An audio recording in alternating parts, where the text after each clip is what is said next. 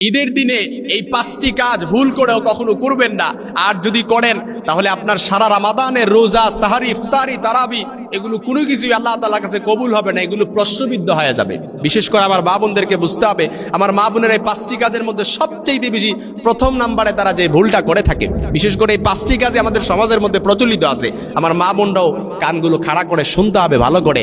সর্বপ্রথম আপনি যদি ঈদের দিনে ভুল কাজটা করেন, দেখা গেল 1 নম্বরে যে ভুলটা আমি বলছি, এর দেখা গেল এই ভুল কাজগুলো করার কারণে এই যে আপনি ইফতারি, রোজা, তারাবি যে তাকওয়ার চর্চা করলেন রমাদানে, এগুলো ব্যাহত হয়ে যাবে। এজন্য আমার মা বোনরা সর্বপ্রথম যেটা সবচেয়ে বেশি করে থাকে, বেপরদা হয়ে তারা বাহিরে বের হয়। আহা, আপনি বেপরদা হয়ে বাইরে বের হয়ে ঈদকে সেলিব্রেট করলেন, আপনার দেখা যায় মহল্লার অলিদে গলিদে আপনি সাজুগুজু করে আপনি বের হলেন, এটা আপনার জন্য সবচেয়ে বড় মহা বিপদের কারণ এবং ফিতনার কারণ হবে। কারণ বেপরদা হয়ে আপনি যখন গায়রে মাহরামের সামনে দাঁড়ালেন, আপনি আপনার ফরজ বিধানকে লঙ্ঘন করলেন। এজন্য অবশ্যই আল্লাহ তাআলা আসামির কাঠগড়ায় আপনাকে জবাবদিহি করতে হবে। আল্লাহর আসামির কাঠগড়ায় যখন দাঁড়াবেন আর বেপরদা হয়ে আপনি যখন বাহিরে বের হলেন, তাহলে স্বাভাবিকতই বলা যেতে পারে আপনার সারা রমাদানের ইফতারি, রোজা, সাহারি, তারাবি এগুলো কোনো কিছুই আপনার জীবনের মধ্যে পরিবর্তন আনতে পারলো না। এই জন্য এটা সাবধান হতে হবে। 2 নাম্বার যে ভুল কাজটা আমাদের সমাজের সবচাইতে বেশি যুবক, ইয়ং পিপল যারা আছে, যারা অ্যাডাল্ট পারসন, সবচাইতে বেশি, কত দুঃখের কথা, সমাজের মধ্যে দেখা যায় রাস্তাঘাটে আমি যখন প্রত্যেক বছর ঈদের সালাত পড়িয়ে আমি বের হই বাসার উদ্দেশ্যে, রাস্তাঘাটে সবচাইতে বেশি দেখা যায় যুবক ছেলেরা এই যে পিকআপ ভ্যান ভাড়া করে, তারা কি করে, ডিজে পার্টি করে, গান বাজনা, ডোল তবলা এগুলো বাজাতে বাজাতে ঈদকে সেলিব্রেট করে। এর চাইতে অশ্লীলতা, এর চাইতে বেহায়াপনা আর কিছু হতে পারে না মুসলমান সন্তানদের জন্য। এজন্য মনে রাখবেন, যারা ঈদকে সেলিব্রেট করে, ডিজে পার্টি করে, পিকআপ ভ্যান ভাড়া করে বিভিন্ন স্পটে যায়, তাদের জন্য ভয়ঙ্কর কথা হচ্ছে সারা রমাদানের সব রোজা, ইফতারি, তারাবি কোনো কিছুই আল্লাহ তাআলার কাছে কবুল হবে না, এগুলি অ্যাকসেপ্টেড হবে না। ঈদের দিনে তো আল্লাহ তাআলা ফল দিত, এই ফলাফল দিবে ঠিক, কিন্তু ফলাফল এটা পজিটিভ হবে না, এটা নেগেটিভ হবে। এই জন্য গান, ডোল, তবলা, নবীজির হাদিস, মাজামির এগুলো মাটির সাথে মিশিয়ে দেওয়ার জন্য আমি নবীজি আগমন করেছি। এজন্য 3 নাম্বার যেটা কখনোই করা যাবে না, সেটা আমাদের মুসলমানের সন্তানরা, ভাই বোনরা সবচাইতে বেশি করে থাকে, মান তাশাব্বাহা বিকাউমিন ফাহুয়া মিনহুম, অর্থাৎ যে যার সংস্কৃতি অনুসরণ করবে, যে যাকে ফলো করবে, তার হাসর সে কিন্তু তার দলভুক্ত হয় এবং তার সাথে হাসর হবে। এই জন্য 3 নাম্বার যেটা অবশ্যই করা যাবে না, সেটা হচ্ছে বিজাতীয় সংস্কৃতি।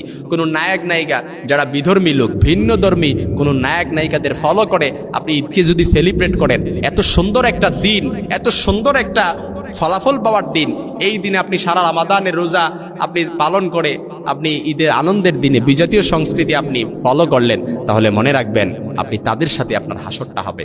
আর তাদের দলভুক্ত যদি হয়ে যান, তাহলে স্বাভাবিকতই বলা যেতে পারে যে এটা পজিটিভ হবে না, নেগেটিভ হবে আপনার জন্য। এই জন্য 4 নাম্বার যেটা করা যাবে না, সেটা হচ্ছে অবশ্যই কোনো বেদাতকে প্রশ্রয় দেওয়া যাবে না। কারণ আয়েশা রাদিয়াল্লাহু তাআলা আনহার হাদিস, যে ব্যক্তি বেদাত ফলো করে, কুল্লু বেদাতিন দলালা কুল্লু দলালাতিন ফিন্নার, প্রত্যেক বেদাতই হচ্ছে পথভ্রষ্টতা। আমাদের সমাজে অনেক দেখা যায়, আমি এগুলো বলতে যাই না, অনেক দেখা যায় যে আমরা এমন নতুন নতুন আমলের উদ্ভাবন করি, এমন নতুন নতুন কিছু নিয়ে আসি যেগুলো হাদিসে খুঁজে পাওয়া যায় না, বরং এগুলো করলে বেদাতের পর্যায়ে চলে যায়। এই জন্য আমাদেরকে এগুলো থেকে সতর্ক হতে হবে। 5 নাম্বারে সাবধান এবং সতর্কতার সাথে বলছি যে কাজগুলো করলে পরে আমাদের সারা রমাদানের আমলগুলো আল্লাহ তাআলার কাছে প্রশ্নবিদ্ধ হয়ে যাবে, এমনকি নষ্ট হয়ে যেতে পারে।